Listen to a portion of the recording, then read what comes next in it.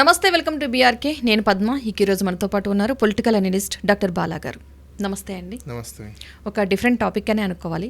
యాక్చువల్గా ప్రతి ఒక్కళ్ళు కూడా నేషనల్ లాంగ్వేజ్ అనేసరికి ఫస్ట్ వచ్చే ఆన్సర్ హిందీ అని. యాక్చువల్గా అది నేషనల్ లాంగ్వేజ్ కాదు అనే విషయం చాలామందికి తెలియదు. ఇప్పుడు దాని గురించి మీరు వివరణ ఇవ్వాల్సిన అవసరం చాలా ఉంది. అవునండి, రీసెంట్గా నేను కూడా చూశాను. బట్ అన్ఫార్చునేట్, మనము ఎడ్యుకేషన్ మినిస్టర్ నారా లోకేష్ గారు కూడా మరి ఎందుకు తెలుసుకోలేకపోయారు, ఎందుకు అంటే లైక్ ఇప్పుడు ఆయన కూడా చదువుకొనే వచ్చారు కదా. బట్ ఇన్స్టిట్యూషన్స్లో చదువుకొని ఇంత నాలెడ్జ్ పెట్టుకొని ఎడ్యుకేషన్ మినిస్టర్ అయినప్పుడు ద బేసిక్ సెన్స్ అదే. ఒక ఇంటర్వ్యూలో నేను కూడా ఎక్కడ చూశాను, హిందీ అని చెప్పేసి అని అన్నాడు ఆయన. But for kind information, constitution పోస్ట్లో కాన్స్టిట్యూషనల్ మీద ఓత్ తీసుకున్న వీళ్ళకి ఈ బేసిక్ పరిజ్ఞానం లేకుండా ఎలా మినిస్టర్స్గా కొనసాగుతారు అనేది క్వశ్చన్. ఎమ్మెల్యేగా ఎన్నుకోవడం అనేది డిఫరెంట్ స్టోరీ, బట్ మినిస్టర్గా కొనసాగించడం అనేది టోటలీ డిఫరెంట్ స్టోరీ. నాకు ఎందుకు నేనే షాక్ అయ్యానంటే, ఒక ఎడ్యుకేషన్ మినిస్టర్కి ఉండాల్సిన బేసిక్ థింగ్స్ కూడా లేకపోతే he is unfit. But I'm sorry to say. Okay, అయితే ఇండియాకి నేషనల్ లాంగ్వేజ్ అనేది లేదండి, చాలా మందికి తెలియని విషయం అది. ఫస్ట్ అడగని క్వశ్చన్ వచ్చేస్తుంది. National language India having an official languages, that's it. Article 343 సపరేట్గా దానికి ఒక ప్రొవిజన్ ఉంది. దాంట్లో హిందీని, ఇంగ్లీష్ని, హిందీ కూడా స్క్రిప్ట్ రాయాల్సింది దేవనాగరి లిపిలో స్క్రిప్ట్ వస్తుంది, అంటే ఈక్వల్. అంటే అసలు హిందీ అనేది అసలు నిజం చెప్పాలంటే there is no sanctity at all and stand at all. Sanskrit ఉంది, రైట్. సాంస్క్రిట్లో నుంచి దాన్ని పార్ట్ అండ్ పార్సల్గా తీసుకొని వచ్చి ఎక్కువ స్పోకెన్ లాంగ్వేజ్గా అది ఢిల్లీ ప్రాంతాలలో ఉండేది.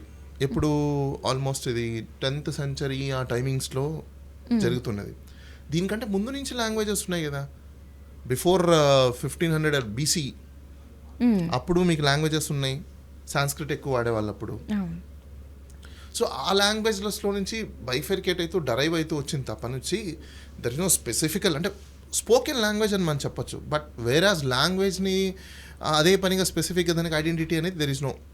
అది ఎక్కడున్నింది అసలు ఇండిపెండెన్స్ లేనప్పుడు? అసలు ఇండియా అసలు కంట్రీ అని దేన్ని అంటాం? బేసికల్గా ఒక కంప్లీట్ ఉన్న దీన్ని కంట్రీ అని మనం. ఎందుకు కంట్రీ అని పిలుస్తాం అంటే దానికి కొన్ని లైక్ బార్డరింగ్స్ ఉంటాయి, దానికి కొన్ని రూల్స్, సెటప్స్, హ్యూమన్ టెండెన్సీ ఇవన్నీ ఉంటాయి కదా, దానికి కంట్రీ. బేసికల్గా India it's a union. India is a union. What is union? Then again union అంటే ఒక కలయిక, అంటే అన్ని ఉన్న కలయిక అని అంటాం మనం. సో ఈ మనం ఇప్పుడు కంట్రీ అనేది చెప్పుకుంటున్నామా, it's not an country, it's a union. Okay, India is a union. యూనియన్లో ఇండిపెండెన్సీ ఉంటుంది, డిపెండెన్సీ ఎక్కడ ఉంటుంది? సో ఇప్పుడు హిందీ అనేది ఏంది? It's a dependency, creation of dependency. ఈ క్రియేషన్ ఆఫ్ డిపెండెన్సీ ఎందుకు చేయాలనుకుంటున్నారు? బేసికల్గా ఆధిపత్య పౌరుల వల్ల ఆ లాంగ్వేజ్ ఎక్కువ మాట్లాడితే, ఆ లాంగ్వేజ్ మాట్లాడడం వల్ల అది ఎక్కువగా అర్థమవుతుందని చెప్పేసి అని తీసుకురావడం, అంతకుమించి ఏం లేదు అక్కడ. ఇండియా ఇండిపెండెన్స్ కంటే ముందు 1500 BC కంటే ముందు ఎక్కడికక్కడ ఎవరికి వాళ్ళకి దెర్ ఈజ్ అ లాంగ్వేజెస్. ఇప్పుడు మనకు ద్రవిడియన్ లాంగ్వేజెస్ ఉంది, ద్రవిడియన్ స్టేట్స్లో డిఫరెంట్ లాంగ్వేజెస్ ఉంటాయి. తెలుగు, కన్నడ, తమిళ్ నిజం చెప్పాలంటే ఇంకా ఓల్డెస్ట్, అది కూడా చెప్పాలంటే. Malayalam, Bengali also oldest. మహారాష్ట్ర అది ఓల్డెస్ట్. మరాఠీ, పంజాబీ ఇవన్నీ ఉన్నాయి. హిందీని ఏమైపోయిందంటే ఎప్పుడైతే మీకు కోల్కత్తా నుంచి మనము ఇండియా క్యాపిటల్గా ఢిల్లీని చేసుకున్నామో ఎక్కువ స్పోకెన్ లాంగ్వేజ్గా మారింది హిందీ. సో దానివల్ల చదువుకుండే ఈ మధ్యకాలంలో కానీ లేకపోతే ఇంకోటి కానీ నేషనల్ లాంగ్వేజ్ అంటే హిందీ అని చెప్పుకునే పరిస్థితికి మనం దిగజారిపోయాం. అవును, దిగజారిపోయామని ఎందుకు అంటున్నానంటే, you must assume your self what is national language, what is official language. అసలు నేషనల్ లాంగ్వేజ్ మనకు లేదు అన్న కామన్ ఇన్ఫర్మేషన్ని కూడా స్కూల్స్లలో మనకు చెప్పట్లేదా? మరి ఎడ్యుకేషన్ డిపార్ట్మెంట్ ఏం చేస్తుంది? డిఈఓలు ఏం చేస్తున్నారు? టీచర్స్ ఏం చేస్తున్నారు? పేరెంట్స్ ఏం చేస్తున్నారు? By the way, common sense, ఇవన్నీ కామన్ థింగ్స్ కదా. సో ఇండియాకి there is no official language. But ఇండియాకి 22 లాంగ్వేజెస్ ఉన్నాయి. ఆ 22 లాంగ్వేజెస్లో నేను అవి కూడా మీకు చెప్తాను. అయితే ఇండియన్ గవర్నమెంట్ ఆర్టికల్ 343 కింద అఫీషియల్ లాంగ్వేజెస్ ఏదైతే ఉందో దాంట్లో హిందీ, ఇంగ్లీష్ ఉంది. అవును. Hindi also be written script in Devanagari. దేవనాగరిని ఎందుకు అడిగారు చెప్పండి? స్క్రిప్ట్ అంటే ఏంటి? ఆ పదాలు ఏవైతే ఉంటాయో రాసేదాన్ని. Yes, exactly. దెన్ మరి అలాంటప్పుడు హిందీకి where is the script? No script. Script లేని దానికి మన దౌర్భాగ్యం ఏంటంటే ఆంధ్రప్రదేశ్లో డిప్యూటీ చీఫ్ మినిస్టర్ అని ఒక ఆయన ఉన్నాడు, పవన్ కళ్యాణ్. ఆయన ఇంటర్మీడియట్లోనే హెచ్ఈసి, ఎంఈసి, బైపీసీ, సిఈసి అన్ని సీల్ చేసేసాడు ఆయన. ఇట్లాంటి వాళ్ళని డిప్యూటీ చీఫ్ మినిస్టర్గా పెట్టుకున్నప్పుడు మన దరిద్రం ఇదే ఉంటుంది. ఐఎమ్ సారీ, నేను ఎందుకు చెప్తున్నానంటే ఎడ్యుకేషన్ ఉన్న వాళ్ళని తీసుకోవాలి అని చెప్పేసి మనం చాలా ఇది చేసాం. ఇట్లా అన్ఎడ్యుకేటెడ్ పర్సన్ని, హాఫ్ నాలెడ్జ్ ఉన్న పర్సన్ని తీసుకెళ్ళి పెడితే ఇలానే ఉంటుంది. ఇప్పుడు ఆయన దగ్గర ప్రిన్సిపల్ సెక్రటరీలు చాలామంది పనిచేస్తుంటారు, ఐఏఎస్లు చదివి పీజీలు చేసి చాలామంది. ఆయన ఇంటర్మీడియట్ చెప్పిన నాలెడ్జ్కి వాళ్ళకి ఏం సెట్ అవుతుంది? కానీ పొలిటీషియన్స్ ఎక్కడున్నా సరే ఎడ్యుకేషన్తో సంబంధం లేకుండా వచ్చేస్తున్నారు కదా. నేనేమంటున్నాను, పొలిటీషియన్స్ రావచ్చండి. మళ్ళీ మీరు ఒకటి గుర్తుపెట్టుకోండి, పొలిటీషియన్ వేరు, ఎగ్జిక్యూటివ్ అథారిటీ వేరు. ఓకే, ఎమ్మెల్యే అవ్వచ్చు, ఎంపీ అవ్వచ్చు, కానీ ఎగ్జిక్యూటివ్ పొజిషన్లో నువ్వు ఉన్నావు అంటే మినిస్టర్, ఇది ఏంటి? Executive position. అది ఎగ్జిక్యూటివ్ పొజిషన్ ఎవరికి ఇస్తారు? మినిస్టర్స్ని ఎవరికి ఇస్తారు? మంచి నాలెడ్జ్ ఉన్న వాళ్ళకి ఇస్తారు. ఇప్పుడు ఆయన దగ్గర ఉండేది ఐఏఎస్లు, ఐపీఎస్లు, వీళ్ళందరూ ఎడ్యుకేటెడ్ పర్సన్సే ఉంటారు. ఈయన చదువుకునేది ఎంత? ఇంటర్మీడియట్. ఈయనకి ఏం అర్థమైంది? ఈయన ఎమ్మెల్యేగా నేను కాదనట్లా, ఆయన మినిస్టర్ పనికిరాడు అంటున్నాను నేను. ఇట్లాంటి వాళ్ళని మనము తెచ్చిపెట్టుకున్నప్పుడు ఇలానే ఉంటుంది ప్రాబ్లమ్స్. అంటే ఎక్కడున్న మినిస్టర్స్కైనా ఎడ్యుకేటెడ్ పర్సన్సే ఉన్నారంటారా? ఏ స్టేట్స్లోనే పర్టికులర్గా? చూడండి మేడం, ఒకటి గుర్తుపెట్టుకోండి, ఇండియా ఇండిపెండెన్స్ వచ్చినప్పటి నుంచి కూడా మినిస్టర్స్ లిస్ట్ తీసుకోండి. అందులో మంచి మంచి డాక్టర్స్, లాయర్లు, ఎక్కువ శాతం లాయర్లు, లేదంటే టీచర్లు, లేదంటే చార్టెడ్ అకౌంట్స్, కామర్స్ తెలిసిన వాళ్ళు, ఎకనమిస్టులు, ఇట్లాంటి వాళ్ళు ఉండేవాళ్ళు. ఎమ్మెల్యేలుగా ఉంటారు, బట్ గవర్నమెంట్ రన్ చేయడానికి మాత్రం వీళ్ళనే పెట్టుకునేవాళ్ళు. ఎందుకు? బికాస్ వాళ్ళకి చదువు ఉంది, నాలెడ్జ్ ఉంటుంది, తెలుసు ఉంటుంది, కామన్ సెన్స్ ఉంటుంది, ఇవన్నీ ఉంటాయి. కాబట్టి ఎగ్జిక్యూటివ్ వేరండి, పని చేసేవాడు. ఎగ్జిక్యూటివ్ అంటే ఎవరు? పని చేసేవాడు. నువ్వు పని చేయించడానికి పనికి వస్తావు, బట్ పని చేయడానికి పనికిరావు. ఎమ్మెల్యేలు, ఎంపీలందరూ పని చేయించడానికి పనికి వస్తారు, మీరు పని చేయడానికి మీరు పనికిరారు. పని చేసే వ్యవస్థలో మీరు వచ్చేసి అది పవర్ అనుకుని ఫీలింగ్ అయితే ఇలానే ఉంటుంది సమాజం అంతా. ఆంధ్రప్రదేశ్ తెలుగు అండ్ ఇంగ్లీష్ కూడా వాడతారు. సెకండ్గా అరుణాచల్ ప్రదేశ్ కంప్లీట్గా ఇంగ్లీష్ అక్కడైతే. అస్సామీ, బెంగాలీ, డోడు. బీహార్లో హిందీ, ఉర్దూ. బయట ఇంకోటి విషయం చెప్పాలి మీకు, ఉర్దూ హిందీ ఈక్వల్గా ఉంటుంది తెలుసా మీకు? అవును. దెన్ మరి ఇంకా అలాంటప్పుడు హిందీ ఒకటే, హిందీ ఒకటే మరి అఫీషియల్గా మనము నేషనల్ లాంగ్వేజ్ అవ్వాలని ఎలా అనుకుంటున్నాము? మరి Hindi or Urdu both are equal అంట. మరి అప్పుడు వాళ్ళు ఏమంటారు? మమ్మల్ని కూడా నేషనల్ చేయండి అంటారు. అంటే ఈ బేసిక్ కామన్ సెన్స్ లేని రాజకీయ నాయకులు మినిస్టర్లుగా చేస్తే ఈ ప్రాబ్లమ్స్ వస్తాయి. Okay, coming to the point. Chhattisgarh Hindi, Chhattisgarhi, Goa Konkani, English, Marathi. Gujarati Hindi, Haryana Hindi, English, Punjabi. Himachal Pradesh Hindi, Sanskrit. చూడండి, ఇంకా అక్కడ సాంస్క్రిట్ ఉంది. జార్ఖండ్ హిందీ ఉంది, అంగీకా, బెంగాలీ, భోజ్పురి, హో, ఖరియా, ఖోర్తా, ఖుర్మలి, కురుకా, మఘీ, మైథిలి, ముందరి, నాగ్పురి, ఒడియా, సంతలి అండ్ ఉర్దూ. జార్ఖండ్లో ఇన్నున్నాయి, చాలా లాంగ్వేజెస్ యూజ్ చేస్తున్నారు. Karnataka Kannada and English. Kerala Malayalam and English. Madhya Pradesh complete Hindi. Manipuri English. Meghalaya completely English, Khasi and Garo. Mizoram English and Hindi. Nagaland complete English. Maximum అందరూ ఇంగ్లీష్. అక్కడ మీరు వెళ్ళి లేబర్ పని చేసుకునే వాళ్ళని కూడా మీరు మాట్లాడించారనుకోండి, help speak and good English, because it's language అది. Then Odisha Odia, Punjabi, Rajasthan Hindi, Sikkim English, Nepali, Sikkimese, Lepcha and Tamil Nadu Tamil, Telangana Telugu and Urdu, Tripura Bengali English, Kokborok, Uttar Pradesh Hindi Urdu. చూడండి, యూపీలో కూడా ద మోస్ట్ హిందుత్వానికి బేస్ ఎజెండా అని చెప్పుకుంటే ప్లేస్లో కూడా ఉర్దూ ఉంటారు. Uttarakhand Hindi and Sanskrit. West Bengal Bengali, Nepali, Urdu, Hindi, all languages మనకు అక్కడ ఉన్నాయి. Andaman Nicobar Hindi and English. Chandigarh English. చండీగఢ్లో కూడా ఇంగ్లీష్. దాదర్ అండ్ హవేలీ, నగర్ హవేలీలో Gujarati, Konkani, Marathi, Hindi. Delhi Hindi and English. Lakshadweep Malayalam. Jammu and Kashmiri, Dogri, Hindi, Urdu, English. Ladakh Hindi and English. Puducherry Tamil, French కూడా ఇక్కడ అండ్ ఇంగ్లీష్. ఇట్లా ఏరియాకి ఇంగ్లీష్ ఉన్నప్పుడు ఇక్కడ ఏమైపోతుందంటే ఈ సూడో ఐడియాలజిస్ట్ వాళ్ళు సూడోనో తెలియదు, లేకపోతే ఫూడోనో తెలియదు మనకు.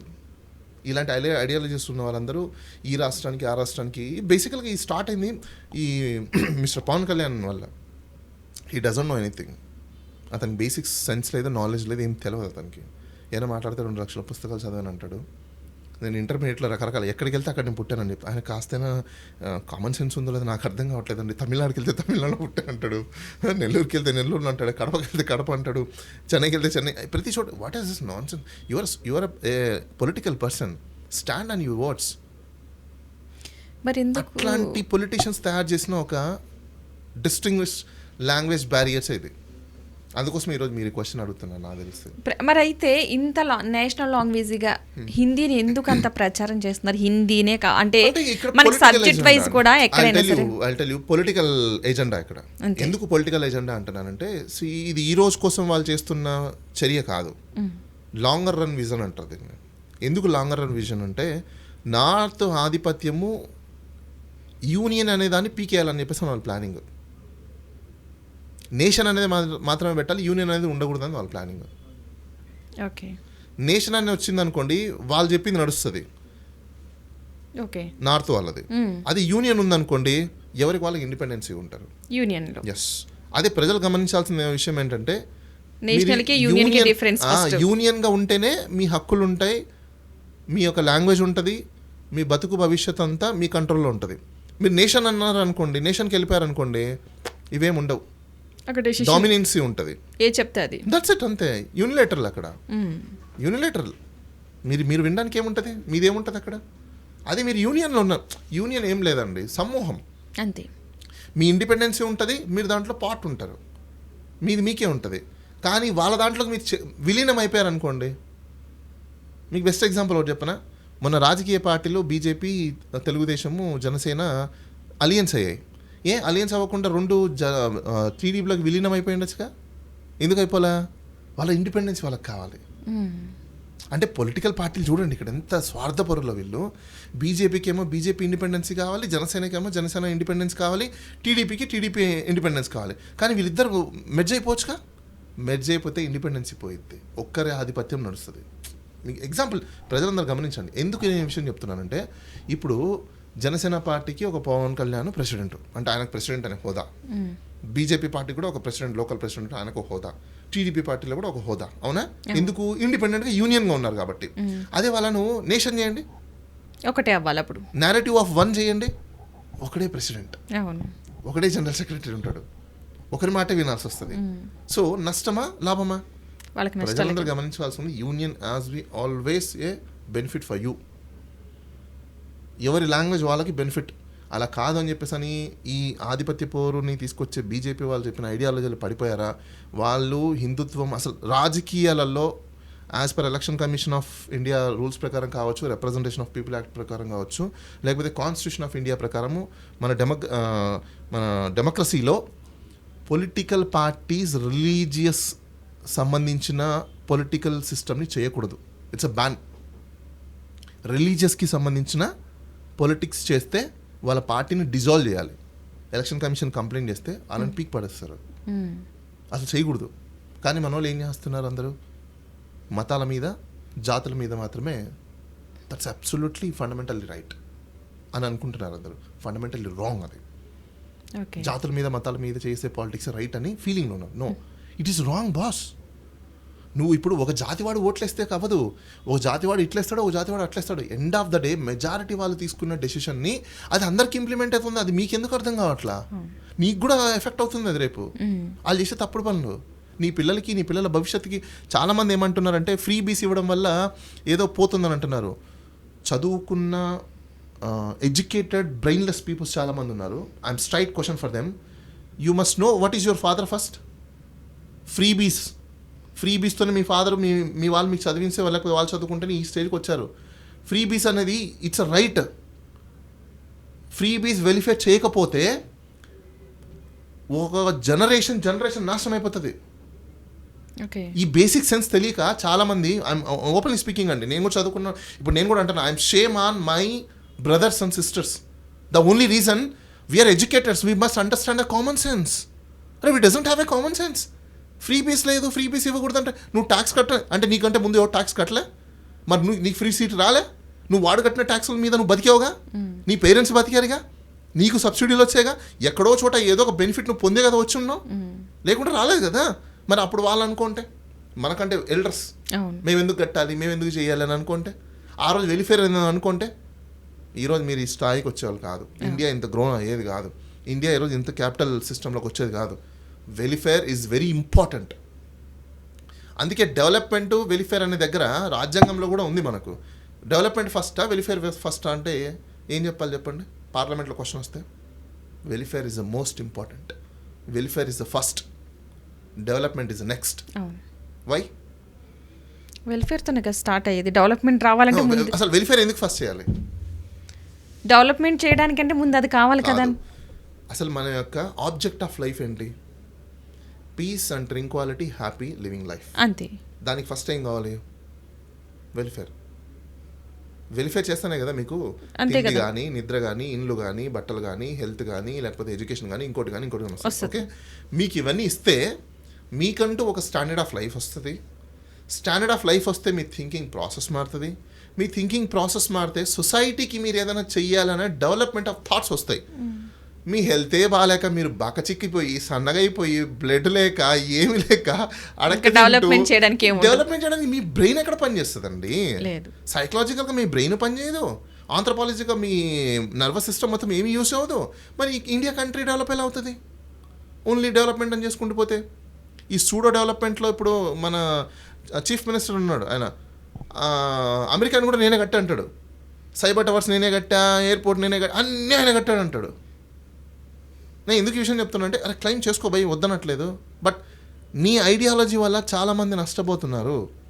క్యాపిటల్ సిస్టమ్ ఇన్ఫ్రాస్ట్రక్చర్ పెరిగిందని మనం బల్ల గుద్దుకుంటున్నాం, చప్పట్లు కొట్టుకుంటున్నాం. Shut off your mouths. ఈరోజు మనం సరిగ్గా తిండి తినలేని పరిస్థితుల్లో ఉన్నాం. ప్రాపర్ హెల్త్ లేదు, ప్రాపర్ హైజీన్ ఫుడ్ లేదు. Shame on you. నువ్వు సంపాదించే డబ్బుల్లో 45-50% నువ్వు మెడిసిన్స్కి అండ్ నీ హెల్త్ సిస్టమ్కి పడేస్తున్నావు. దానికోసం ఎక్సర్సైజ్లని రకరకాల ఏదేదో కొత్తగా తీసుకొస్తున్నావు. బికాజ్ నీ ఫుడ్డే సరిగ్గా లేదు. నేను ఇంకో విషయం చెప్తాను చూడండి, మీకు డెవలప్మెంట్ అన్నారు బాగుంది, ఫైన్. ఇప్పుడు 100 ఎకరాలు కాదండి, ఫర్ ఎగ్జాంపుల్ 1,00,000 ఎకరాల్లో ఒక రాష్ట్రం ఉందనుకోండి. ఆ 1,00,000 ఎకరాలలో ఒక రాష్ట్రాన్ని అప్పుడు ఒక 100 ఎకరాలు మాత్రమే సిటీస్ ఉండేవి అనుకోండి. మిగతా 99,000 చిల్లర 90,000 అంటే 10,000 ఎకరాలు వేసుకుందాం. మిగతా 90,000 ఎకరాలు 10,000 ఎకరాలు ఉంటే ఇంకా డిఫరెంట్ డిస్ట్రిక్ట్స్ అని వేస్తే 90,000 ఎకరాలు ఉంటాయి. ఈ 90,000 ఎకరాలు అగ్రికల్చర్ ఉండేవి, ప్రొడ్యూసర్స్. ఇప్పుడు ఆ 90,000 ఎకరాలలో 40,000 ఎకరాలు మళ్ళీ డెవలప్మెంట్, సిటీస్, తోటకూర అన్నీ తీసుకొచ్చేస్తామండి. అవునా? జనాభా పెరిగిపోయారు, రోజు పుడుతూనే ఉంటారు జనాలు. ఉండేది మిగిలింది మన 40,000 ఎకరాలు. అవునా? ఈ 40,000 ఎకరాలు ఒకప్పుడు 10% జనాలకి 90% ప్రొడక్షన్స్ ఉండేది. ఈరోజు 90% జనాలకి 10% ప్రొడక్షన్ ఉంది. అలాంటప్పుడు క్వాలిటీ ఫుడ్, హైజీన్ ఫుడ్, లేకపోతే న్యూట్రిషనల్ ఫుడ్ వస్తుందా మనకు? అసలు ఫుడ్డే ప్రాబ్లం అవుతుంది కదా. నీకు ఫుడ్ సరిగ్గా లేకపోతే నువ్వు ఎంత డెవలప్ చేసుకో, బిల్డింగ్లు కట్టుకో, లేకపోతే విల్లాలు వేసుకో, లేకపోతే ఫ్లైఓవర్లు కొట్టు, డ్రైనేజ్లు వేయి, లేకపోతే అండర్ గ్రౌండ్స్ వేయి, లేకపోతే నువ్వు ఇంటర్నేషనల్ సిటీని తయారు చేయి. వేస్ట్లెస్, యూజ్లెస్, వర్త్లెస్. ఇట్స్ లెస్ అంతే. ఈ బేసిక్స్ తెలియకుండా రాజకీయ నాయకులు, మినిస్టర్లు అయిపోతే మన దరిద్రం మీద ఇలాంటి పరిస్థితులు ఉంటాయి. లాంగ్వేజ్ గురించి మాట్లాడుకోవాల్సిన పరిస్థితులు కూడా నేను ఎందుకు ఇవన్నీ చెప్పాల్సి వచ్చిందంటే బికాస్ ఇట్స్ ఆల్ ఇంటర్లింక్ అంతే. Okay, right. థ్యాంక్ యూ అండి. మంచి ఇన్ఫర్మేషన్ అయితే మన ప్రేక్షకులకి చాలామందికి ఈ వీడియో ద్వారా అర్థం కావచ్చు. నేషనల్ లాంగ్వేజ్ అంటే హిందీతోనే సరిపెట్టుకోకుండా మనకి నేషనల్ లాంగ్వేజ్ అయితే లేదు ప్రజెంట్ మాట్లాడడానికి. దాన్ని యాక్చువల్లీ ఇప్పుడు ఎగ్జామ్కి సంబంధించి కాంపిటేటివ్ ఎగ్జామ్స్కి సంబంధించి కూడా 3 లాంగ్వేజెస్, ఒకటి ఇంగ్లీషు, హిందీ అండ్ వాళ్ళ స్టేట్ లాంగ్వేజెస్ కూడా ఇప్పుడు ప్రొవైడ్ చేస్తున్నారు. గతంలో అయితే ఏదైనా మన సెంట్రల్ గవర్నమెంట్ సంబంధించి జాబ్కి అయినా అప్లై చేయాలంటే ఖచ్చితంగా హిందీ తెలిసి ఉండాలని చాలామంది వెనకడికి వేసేవారు. బట్ ఇప్పుడైతే చేంజెస్ బాగానే వచ్చినాయి, అందరూ కూడా అటెంప్ట్ చేసేయగలిగేటట్టు. ఎందుకంటే సెంట్రల్ గవర్నమెంట్ వయసు కూడా రీసెంట్గా చూసాను కూడా ఎవరు రావట్లేదు, లాంగ్వేజ్ ప్రాబ్లం వల్ల రావట్లేదు. ఎందుకంటే ఆల్మోస్ట్ తెలుగు కూడా ఉంది కాబట్టి మరి ఇంకా ఎందుకు రావట్లేదు అన్నది చూడాలి. రైట్, ఈ లాంగ్వేజ్ పర్పస్కి చాలామందికి క్లారిటీ వచ్చి ఉంటుంది ఈ వీడియో ద్వారా. థ్యాంక్ యూ అండి, థ్యాంక్ యూ సో మచ్.